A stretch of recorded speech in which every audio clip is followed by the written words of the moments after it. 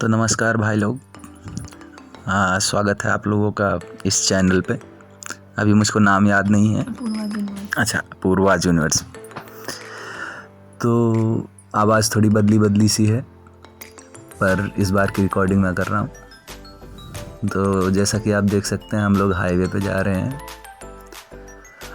और हाईवे जो है हम लोगों को लेके जाएगा गढ़मुक्तेश्वर की तरफ, जहाँ पे अपन गंगा नहाने के लिए जा रहे हैं। तो हालांकि रोड बड़ी बढ़िया थी भाई, है तो यहाँ से नोएडा से 100 किलोमीटर के आसपास, पर रोड बढ़िया थी। और हम डिसाइड करने की कोशिश कर रहे थे कि बस से जाएं कि ट्रेन से जाएं कि कैसे जाएं भाई। पर फिर डिसाइड किया कि हमारे पास हमारी एक स्कूटर है, उसमें पेट्रोल भरवाते हैं और राइड करते हुए निकल जाते हैं, मज़ा आ जाएगा। तो हालांकि आ ही गया। तो हम लोग आप देख ही रहे होंगे कि जो दिल्ली से मेरठ नेशनल हाईवे जाता है, अभी उस पे चल रहे हैं हम लोग।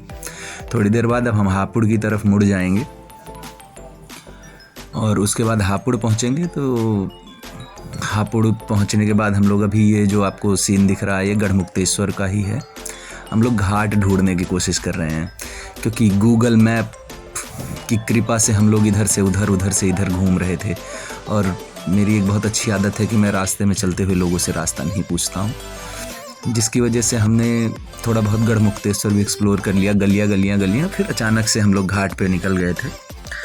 फिर हालांकि मजबूरी मुझे एक बच्चे से पूछना ही पड़ा कि भाई मोटरसाइकिल लेके घाट पे जा सकता हूँ कि नहीं, और मैंने पूछ लिया तो उसने बताया। फिर मैं मोटरसाइकिल लेके घाट पे गया। वहाँ हमने मोटरसाइकिल पार्क की, क्षमा करें स्कूटी अपनी पार्क की। उसके बाद वहाँ से हमने सोचा थोड़ा नाव वाव पे घूम लेते हैं। तो एक भाई साहब मिल गए, बोले बुक करो, घुमा दूंगा नाव पे। मैंने कहा चलो। और हम पहली बार गढ़मुक्तेश्वर आए भी थे, हालांकि ज़्यादा दूर है नहीं, पर मैं कभी आया नहीं था यहाँ पे। तो हम लोगों ने नाव बुक की। पैसे तो मैं बताने से रहा, मैं बताऊंगा नहीं कितने पैसे में की थी, ठीक है। काफ़ी बढ़िया लग रहा था, अच्छा लग रहा था। मैं हरिद्वार गया हूँ, ऋषिकेश गया हूँ, पर यहाँ की वाइब भी बढ़िया थी। तो अब हम नाव पे बैठ चुके हैं और यहाँ रिकॉर्डिंग ऑन है। ये देखिए, इन्हीं मैडम का चैनल है जो अभी आपको स्क्रीन पे दिखी है। तो अब हम लोग जो है, आप देख सकते हैं कि थोड़ा सा बोट राइड पे निकले हैं। हालांकि मैं राइडर नहीं हूँ इस बोट का, मैं भी बस बैठा हुआ हूँ और नज़ारे देख रहा हूँ, क्या चल रहा है क्या नहीं चल रहा है। पहली बार, मैं सही बताऊँ तो अगर 100 किलोमीटर के आसपास जाना होता है ना, तो मुझे ट्रेन ही दिखती है। ट्रेन के अलावा, क्योंकि आदमी लेटे पहुँच जाता है ट्रेन में। पर इस बार ना गढ़मुक्तेश्वर इतना बड़ा स्टेशन भी नहीं है। देखो, मछलियों को चारा खिलाया जा रहा है। पता नहीं बेचारी मछलियाँ इतनी ऊपर ठंड में आएंगी भी नहीं, पर चारा खिला दिया गया है। एक ही बार में पूरी कटोरी डाल दी गई है। देखिए, बात ऐसी है कि यहाँ पे जो है, मैं रिकॉर्डिंग इसलिए कर रहा हूँ क्योंकि मैंने बस ऐसे ही जोश में कह दिया था कि इस बार की रिकॉर्डिंग मैं करूँगा, और करनी पड़ रही है। तो मेरी कमेंट्री आप सुन सकते हैं। और यहाँ पुल से हमने राइट टर्न वापस से ले लिया है और अब उस तरफ जाएंगे घाट के, जहाँ पे थोड़ी भीड़ कम है, लोग कम नहा रहे हैं। तो अभी देख सकते हो आप, हम लोग उतर चुके हैं उस तरफ की घाट पे। भाई इतना वीडियो मैंने अपनी पूरी ज़िंदगी में कभी जो है फ़ोटो नहीं खिंचवाई होगी, जितना आजकल मैं एक ट्रिप पे वीडियो और फ़ोटो बना लेता हूँ। तो देखिए, ये मतलब गंगा स्नान हो चुका है, ठीक है। मैं भी नहा ही चुका हूँ। पानी काफ़ी ठंडा था, खूब एकदम चिल्ड। नहाने के बाद का मेरा हाल देखो। नहाने से पहले मैं मोटे जैकेट, स्वेटर सबसे पैक्ड था, और अभी मैं एक टी-शर्ट में हूँ। तो गंगा जी नहाने के बाद भाई क्या बढ़िया माहौल बन जाता है। अब देखो, वीडियो काफ़ी छोटी होगी, बड़ी स्पीड में हम लोग वापस जा रहे हैं अपने घाट की तरफ। कुछ करना है नहीं, गंगा नहाया है, अब उस साइड वापस जाएंगे। बाइक पार्क कर रखी है मैंने घाट पे ही, वहाँ पे बाइक लेंगे और बाइक लेके वापस कुछ नहीं, और दूसरा चांस नहीं है। ये देखो अब यहाँ पे जो है मुझे थोड़ी थोड़ी ठंड लगनी स्टार्ट हो गई थी। ये है भाई साहब हमारे पायलट इस पानी वाले जहाज़ के, सॉरी पानी वाले जहाज़ में कैप्टन होते हैं, तो हमारे कैप्टन थे जो हमको यहाँ तक लेके आए थे। बढ़िया है ये देखो, मतलब कुछ नहीं मिला है तो सॉक्स पहनने की वीडियो बना ली है, मतलब क्या ही कह सकते हैं हम लोग। आप लोग भी कुछ ही मत कहना, जाने दो। हाँ ये मेरे को बड़ा बढ़िया लगा था, इतनी सारी चिड़िया एक साथ उड़ रही थी। तो मैं वहाँ रनिंग कमेंट्री भी दे रहा था, पर हमारी बोट इतनी आवाज़ कर रही थी कि मेरी रनिंग कमेंट्री जो है वो काम कर नहीं पा रही थी। और सामने आप लोग देख सकते हैं देश का झंडा फहराता हुआ, मतलब हर आदमी के लिए गर्व का पल। यहाँ पे कुछ माइग्रेटेड बर्ड्स भी थी, ऐसा लग रहा था कि मैं जो माइग्रेटिंग बर्ड थे, पर मेरे फ़ोन का जो कैमरा है ना वो DSLR के टक्कर का है, जिसकी वजह से मैं रिकॉर्ड नहीं कर पाया उसको। तो क्या ही बोलूँ, मैं भी नहीं रिकॉर्ड कर पाया तो नहीं रिकॉर्ड कर पाया। अब देखो ये मुझे जो है समझा के जाके वहाँ बैठी हैं कि आपको ऐसे रिकॉर्ड करना है मेरी फ़ोटो को, और परमिशन ली थी पहले कैप्टन से कि मैं वहाँ बैठ सकती हूँ कि नहीं तो भाई अगर गिर गए तो वो कैप्टन को छोड़ के हम दोनों को तैरना नहीं आता है, बिल्कुल भी नहीं। इसलिए हम लोग पूरी सेफ्टी से जो है इधर उधर कर रहे हैं। वैसे कुर्सी बड़ी बढ़िया लगाई थी भाई इन्होंने, एकदम वो आप देखते हैं कहीं ऑफिस में जाओ या कई बार हॉस्पिटल्स में ऐसी चेयर्स लगी होती हैं, तो वही वाली कुर्सी इन्होंने अपनी बोट में फिट कर रखी थी कि भाई बैठो आराम से। हम लोग वापस आ गए। हालांकि एक बार आते हुए फिसली थी, वहाँ पे जो प्लास्टिक के पुल बनाए हुए हैं, और वो प्लास्टिक के पुल जो है ना बड़े हिल डुल रहे थे। अगर कोई ऊपर नीचे हुआ तो सीधा गंगा जी में सेकंड गंगा स्नान कंप्लीटेड। तो देखिए हम लोग फिर से निकल चुके हैं घाट से होते हुए मार्केट्स की तरफ, और वापसी अपने रास्ते में। भूख लग चुकी थी क्योंकि मैडम जी ने जो है कुछ खाया पिया नहीं था, सुबह से एकदम व्रत में आई थी स्नान करने के लिए, और ये पता नहीं किस तरीके से वीडियो लाल लाल हो चुकी है, ये मैं भी नहीं बता सकता। अच्छा फिल्टर लगाया हुआ था, ओ माय गॉड भाई देखो मेरे को मालूम है नहीं फिल्टर लगाने का। तो हम निकल चुके हैं घाट से, आ गए हैं वापस हाईवे पे।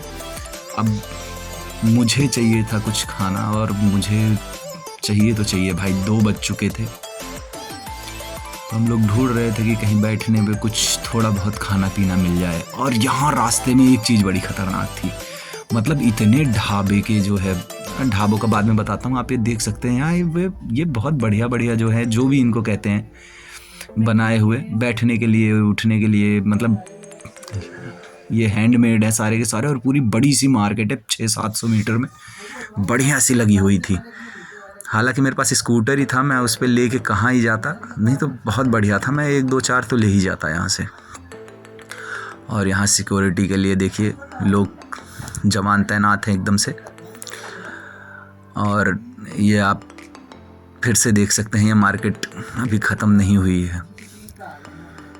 तो पीछे जो मैं बता रहा था वो मैं भूल चुका हूँ, बाद में बताऊँगा, आप आगे देखते रहिए।